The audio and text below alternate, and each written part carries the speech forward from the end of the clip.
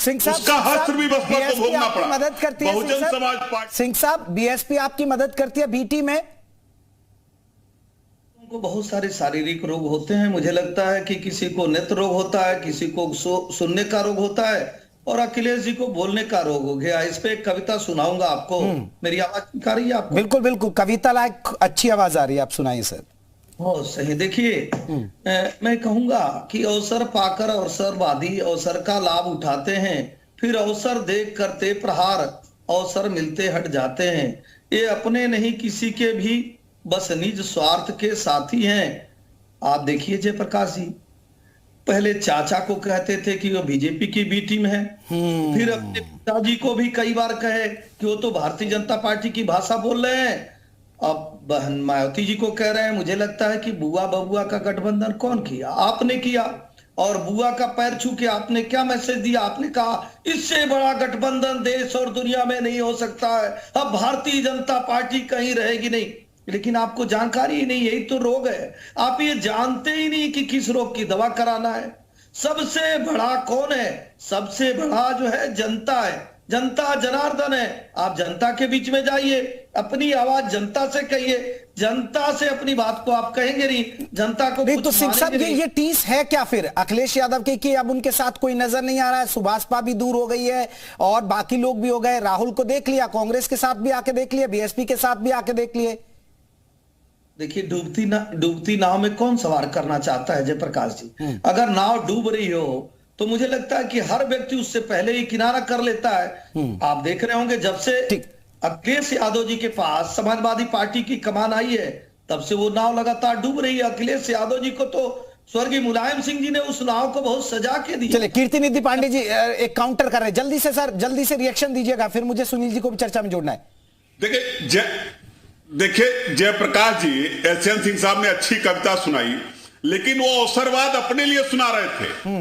Bharatiya Janata party Om Prakash Rajbhar ji के साथ alliance की और अलग हो गई। बिहार में नीतीश के साथ सरकार बनाई, अलग हुई, फिर सरकार बनाई, फिर अलग हुई। महाराष्ट्र में शिवसेना के साथ कई बार गठबंधन टूटा, कई बार गठबंधन हुआ।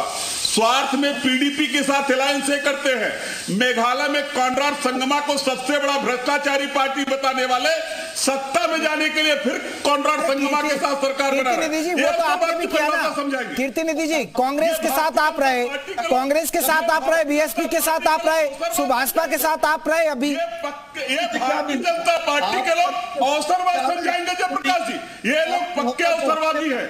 जहां स्वार्थ, जहां सत्ता, वहां भारतीय जनता पार्टी।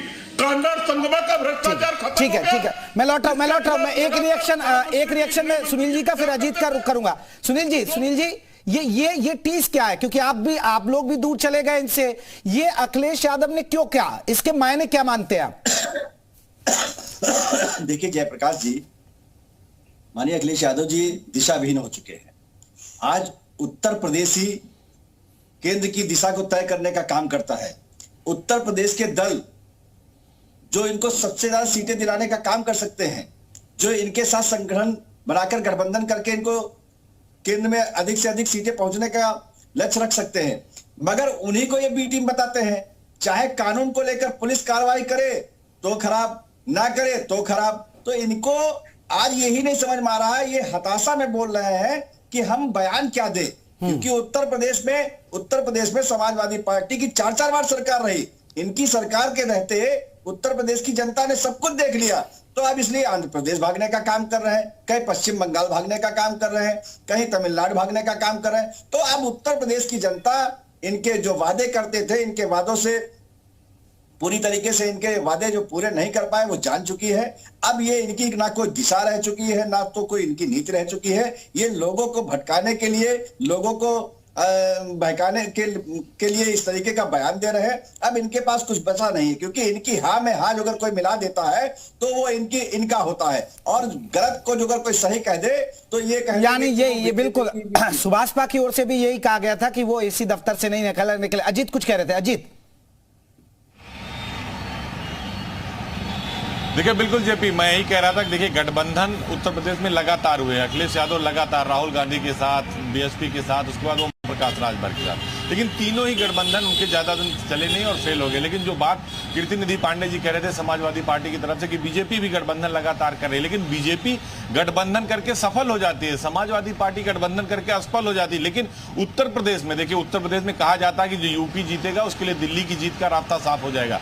निकाय चुनाव होने वाला, देखिए ओबीसी की जो आरक्षण के जो आयोग की रिपोर्ट थी वो सुप्रीम कोर्ट में भी दाखिल हो गई है। अब निकाय चुनाव होने वाला, शहर के सरकार में ही जब दम लगाएंगे राजनीतिक पार्टियां तो पता चल जाएगी। पहले से बीजेपी का इसमें दबदबा रहा है, इस बार पसमानदा मुसलमानों को भी बीजेपी टिकट देने जा रही है। तो अखिलेश यादव और समाजवादी पार्टी के लिए मुश्किलें बहुत है उत्तर प्रदेश की सियासत में, देखिए क्योंकि निकाय चुनाव और उसके बाद ठीक लोकसभा चुनाव, इसीलिए अखिलेश यादव अजीत अखिलेश यादव जो ये बयान दे रहे हैं ये कहीं जाति को साधने की कोशिश है, और जावेद अहमद जी जो कह रहे हैं कि मुस्लिम वोट छिटक रहा है उसको साधने की कोशिश है। फिर ये देखिए बिल्कुल जाति तो उत्तर प्रदेश में हो रहा है। देखिए विधानसभा में भी जाति हुआ, पहले ओबीसी आरक्षण हुआ, अब जाति पर आ गए, जाति जनगणना पर आ गए। बीजेपी भी कह रही भाई हम जाति जनगणना का समर्थन करते हैं, लेकिन केंद्र का विषय है।